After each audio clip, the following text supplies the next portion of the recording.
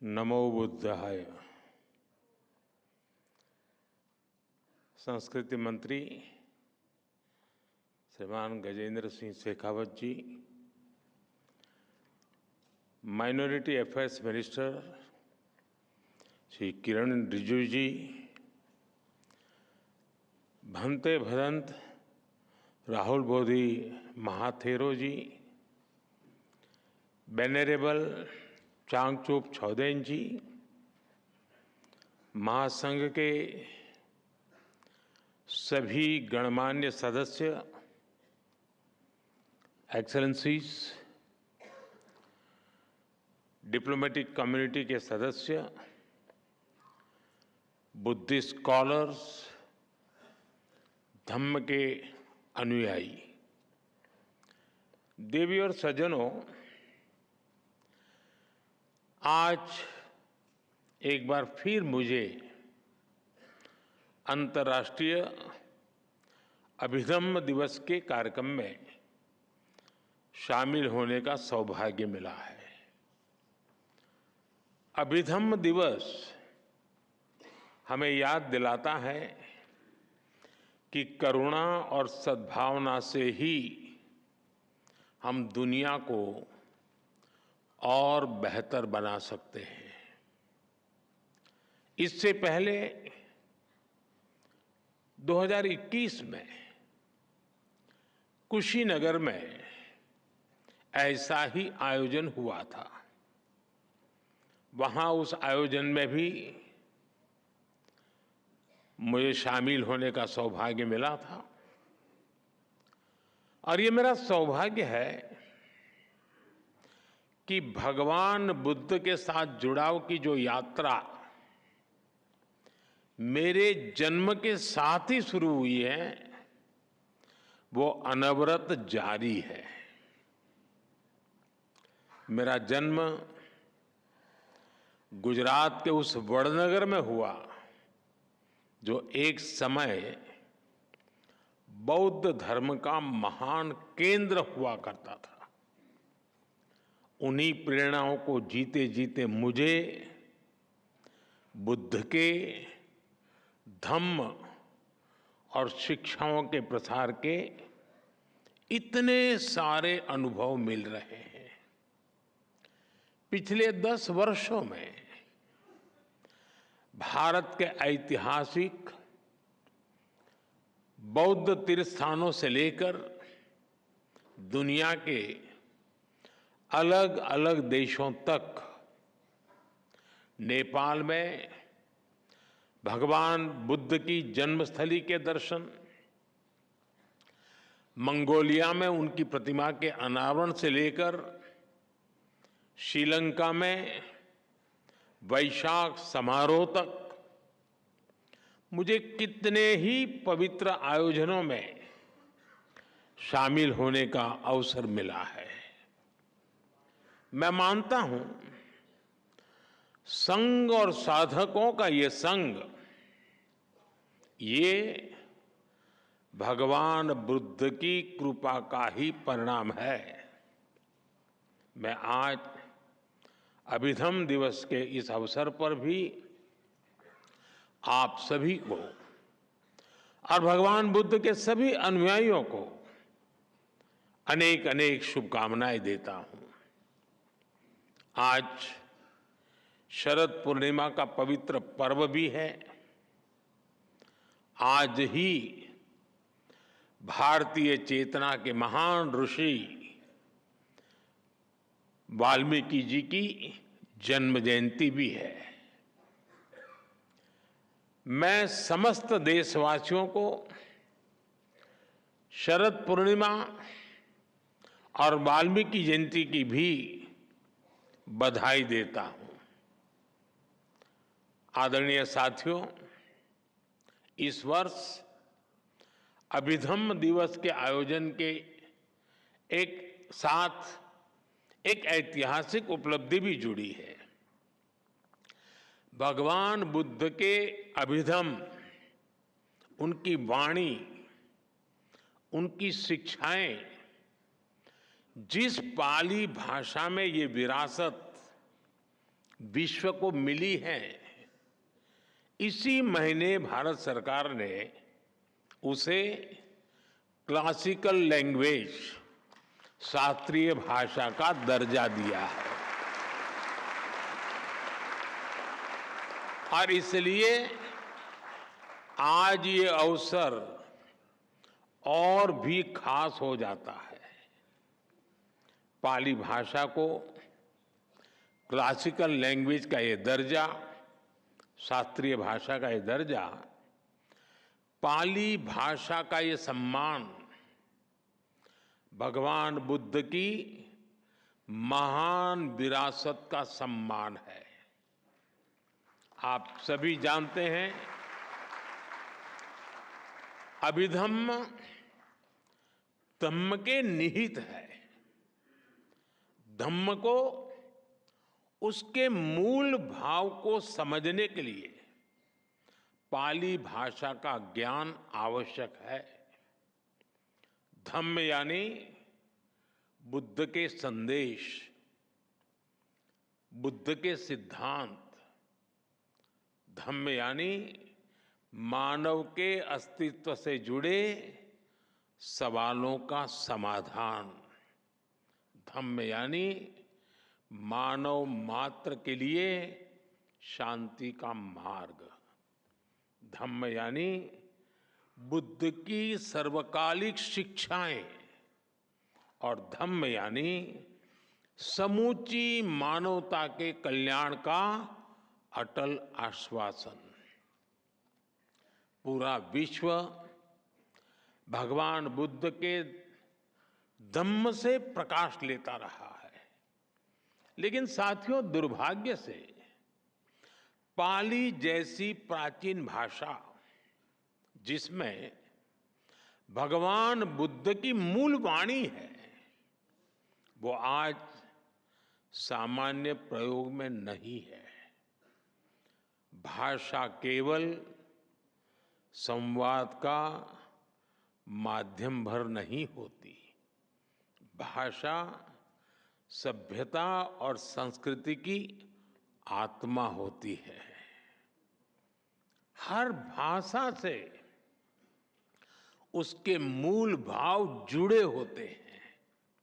इसलिए भगवान बुद्ध की वाणी को उसके मूल भाव के साथ जीवंत रखने के लिए पाली को जीवंत रखना, ये हम सबकी जिम्मेदारी है।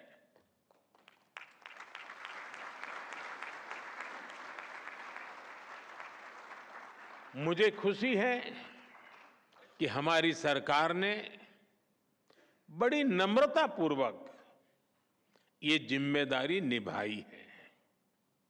भगवान बुद्ध के करोड़ों अनुयायियों को, उनकी लाखों भिक्षुकों की अपेक्षा को पूरा करने का हमारा नम्र प्रयास है। मैं इस महत्वपूर्ण निर्णय के लिए भी आप सबको बहुत बहुत बधाई देता हूं।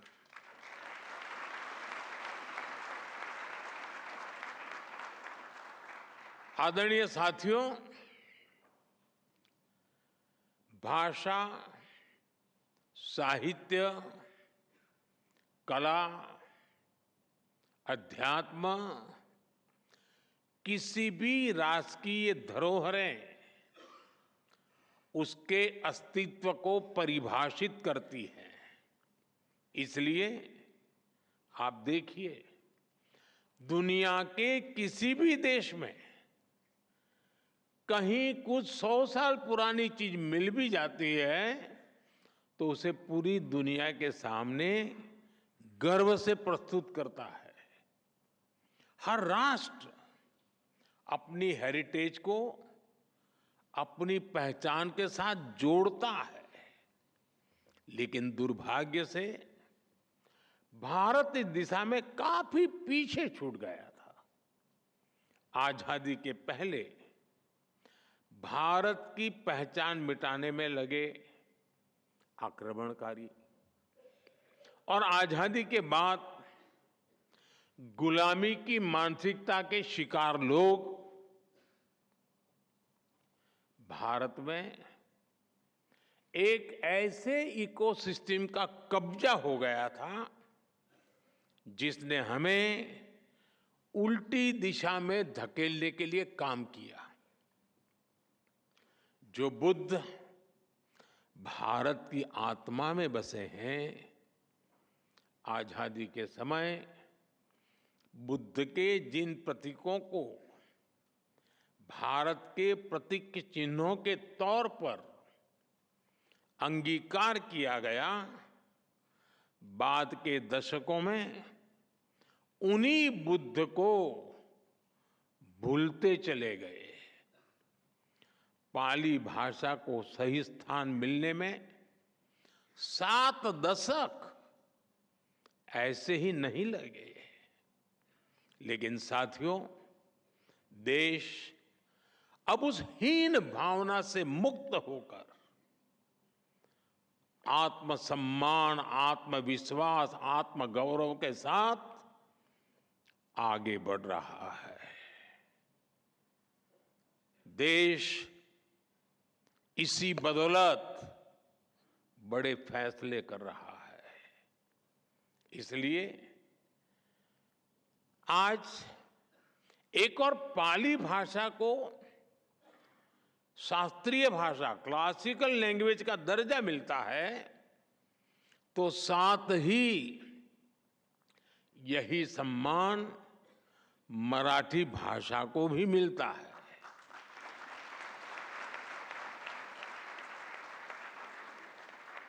और देखिए कितना बड़ा सुभग संयोग है कि बाबा साहब आम्बेडकर से भी ये सुखद रूप से जुड़ जाता है। बौद्ध धर्म के महान अनुयायी हमारे बाबा साहब आम्बेडकर, पाली में उनकी धम्म दीक्षा हुई थी और वो स्वयं उनकी मातृभाषा मराठी थी। इसी तरह हमने बांग्ला, असमिया और प्राकृत भाषा को भी शास्त्रीय भाषा, क्लासिकल लैंग्वेज का दर्जा दिया है।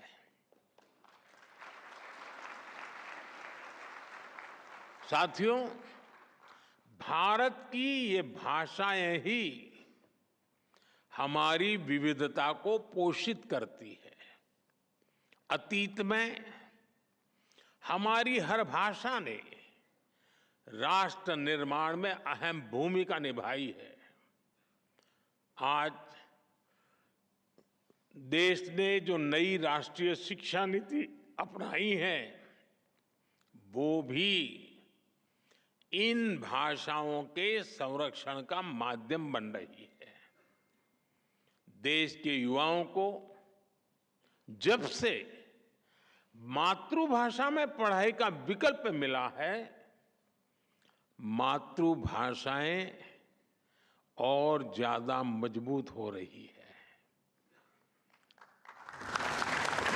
साथियों, हमने अपने संकल्पों को पूरा करने के लिए लाल किले से पंच प्राण का विजन देश के सामने रखा है। पंच प्राण यानी विकसित भारत का निर्माण, गुलामी की मानसिकता से मुक्ति, देश की एकता, कर्तव्यों का पालन और अपनी विरासत पर गर्व। इसलिए आज भारत तेज विकास और समृद्ध विरासत के दोनों संकल्पों को एक साथ सिद्ध करने में जुटा हुआ है। भगवान बुद्ध से जुड़ी विरासत का संरक्षण इस अभियान की प्राथमिकता है। आप देखिए, हम भारत और नेपाल में भगवान बुद्ध से जुड़े स्थानों को बुद्ध सर्किट के रूप में विकसित कर रहे हैं। कुशीनगर में इंटरनेशनल एयरपोर्ट भी शुरू किया गया है। लुम्बिनी में India international centre for Buddhist culture and heritage का निर्माण हो रहा है। लुम्बिनी में ही बुद्धिस्ट यूनिवर्सिटी में हमने डॉक्टर बाबा साहब Ambedkar chair for Buddhist studies की स्थापना भी की है। बोधगया, श्रावस्ती, कपिलवस्तु, सांची, सतना और रीवा जैसे कई स्थानों पर कितने ही डेवलपमेंट प्रोजेक्ट चल रहे हैं। 3 दिन बाद 20 अक्टूबर को मैं वाराणसी जा रहा हूं, जहां सारनाथ में हुए अनेक विकास कार्यों का लोकार्पण भी किया जाएगा। हम नए निर्माण के साथ साथ अपने अतीत को भी सुरक्षित कर रहे हैं। पिछले 10 वर्षों में हम 600 से ज्यादा प्राचीन धरोहरों, कलाकृतियों और अवशेषों को दुनिया के अलग अलग देशों से वापस भारत लाए हैं। 600 से ज्यादा। और इनमें से कई अवशेष बौद्ध धर्म से संबंधित है। यानी बुद्ध की विरासत के पुनर्जागरण में भारत अपनी संस्कृति और सभ्यता को नए सिरे से प्रस्तुत कर रहा है। आदरणीय साथियों, भारत की बुद्ध में आस्था केवल अपने लिए ही नहीं, बल्कि पूरी मानवता की सेवा का मार्ग है। दुनिया के देश जो भी बुद्ध को जानने और मानने वाले लोग हैं, उन्हें हम इस मिशन में एक साथ ला रहे हैं। मुझे खुशी है, दुनिया के कई देशों में इस दिशा में सार्थक प्रयास भी किए जा रहे हैं। म्यांमार, श्रीलंका, थाईलैंड समेत कई देशों में पाली भाषा में टीकाएं संकलित की जा रही है। भारत में भी हम ऐसे प्रयासों को तेज कर रहे हैं। पारंपरिक तरीकों के साथ साथ हम पाली को ऑनलाइन प्लेटफॉर्म्स, डिजिटल आर्काइव्स और ऐप्स के जरिए भी प्रमोट करने की तरफ आगे बढ़ रहे हैं।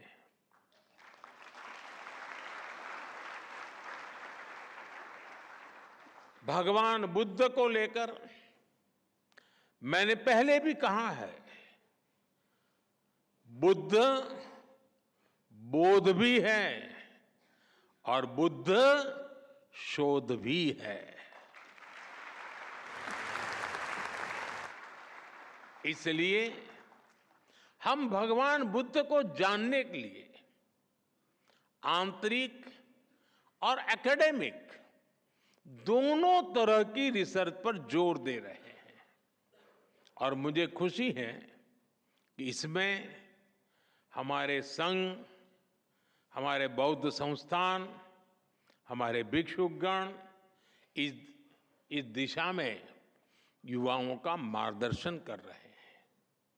आदरणीय साथियों, 21वीं सदी का ये समय आज विश्व की जियो पॉलिटिकल परिस्थिति आज एक बार फिर विश्व कई अस्थिरताओं और आशंकाओं से घिरा है। ऐसे में बुद्ध न केवल प्रासंगिक है बल्कि अपरिहार्य भी बन चुके हैं।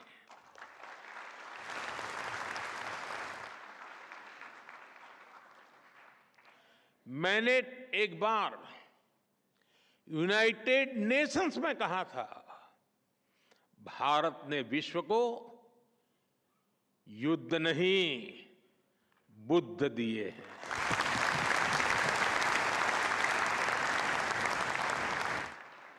और आज मैं बड़े विश्वास से कहता हूं, पूरे विश्व को युद्ध में नहीं बुद्ध में ही समाधान मिलेंगे।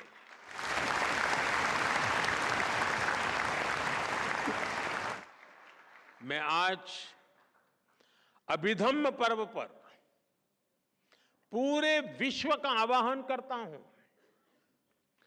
बुद्ध से सीखिए, युद्ध को दूर करिए, शांति का पथ प्रशस्त करिए, क्योंकि बुद्ध कहते हैं नत्थि सन्ति परम सुखम, अर्थात शांति से बड़ा कोई सुख नहीं है।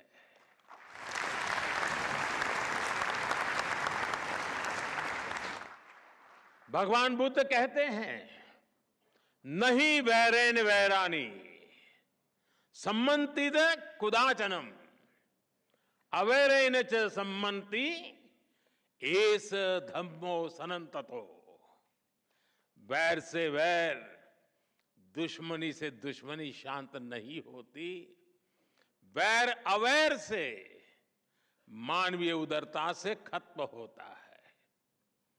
बुद्ध कहते हैं भवतु सब मंगलम, यानी सबका मंगल हो, सबका कल्याण हो।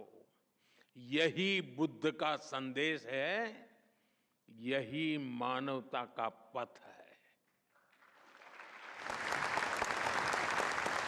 आदरणीय साथियों, 2047 तक के ये 25 वर्ष का कार्यकाल, इस 25 वर्ष को अमृत काल की पहचान दी है। अमृत काल का ये समय भारत के उत्कर्ष का होगा। ये विकसित भारत के निर्माण का कालखंड होगा। भारत ने अपने विकास का जो रोडमैप बनाया है, उसमें भगवान बुद्ध की शिक्षाएं हमारा पथ प्रदर्शन करेगी। ये बुद्ध की धरती पर ही संभव है कि आज दुनिया की सबसे बड़ी आबादी संसाधनों के उपयोग को लेकर सजग है। आप देखिए, आज क्लाइमेट चेंज के रूप में इतना बड़ा संकट दुनिया के सामने है। भारत इन चुनौतियों के लिए न केवल खुद समाधान तलाश रहा है, बल्कि उन्हें विश्व के साथ साझा भी कर रहा है। हमने दुनिया के कई देशों को साथ जोड़कर मिशन लाइफ शुरू किया है। भगवान बुद्ध कहते थे अत्तानमेव पठमन पति रूपे निवेशये, अर्थात हमें किसी भी अच्छाई की शुरुआत स्वयं से करनी चाहिए। बुद्ध की यही शिक्षा मिशन लाइफ के केंद्र में है, यानी सस्टेनेबल फ्यूचर का रास्ता हर व्यक्ति की सस्टेनेबल लाइफस्टाइल से निकलेगा। भारत ने जब दुनिया को इंटरनेशनल सोलर अलायंस जैसा मंच दिया, भारत ने जब G20 की अपनी अध्यक्षता में ग्लोबल बायोफ्यूल अलायंस का गठन किया, भारत ने जब one sun one world one grid का विजन दिया, तो उसमें बुद्ध के विचारों का ही प्रतिबिंब दिखता है।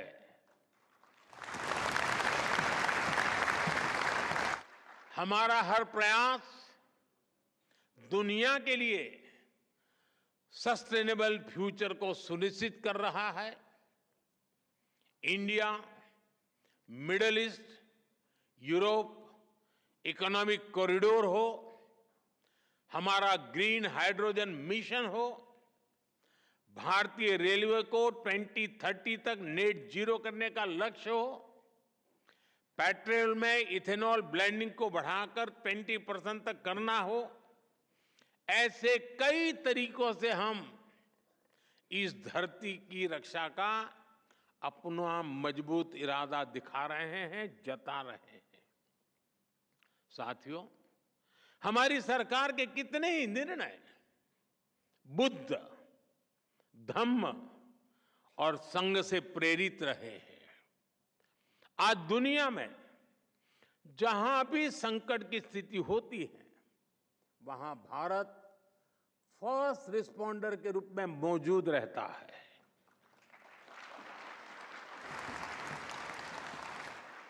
यह बुद्ध के करुणा के सिद्धांत का ही विस्तार है।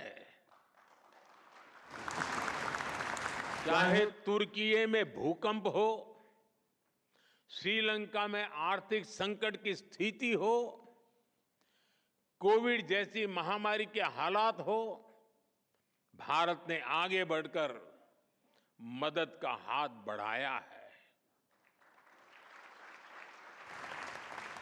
विश्व बंधु के रूप में भारत सबको साथ लेकर चल रहा है।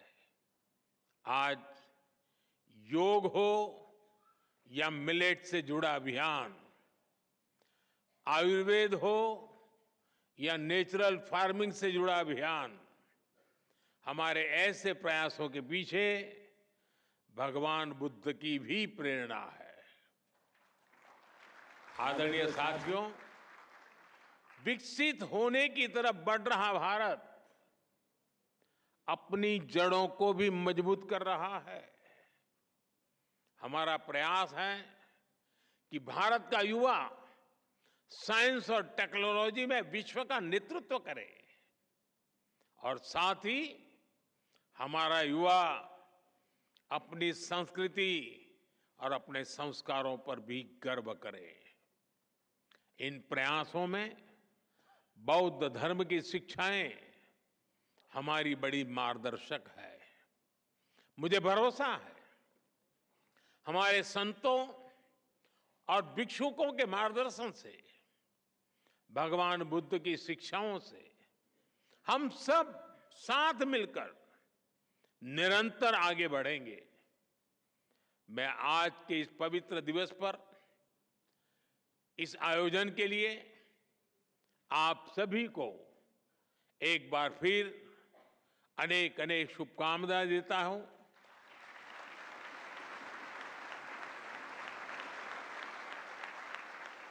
और पाली भाषा शास्त्रीय भाषा बनने के गौरव के साथ साथ उस भाषा के संरक्षण संवर्धन के लिए हम सबकी एक सामूहिक जिम्मेवारी भी बनता है। उस संकल्प को हम लें, उसे पूरा करने का प्रयास करें। यही अपेक्षाओं के साथ मैं फिर एक बार आप सबका बहुत बहुत धन्यवाद करता हूं। नमो बुद्धाय।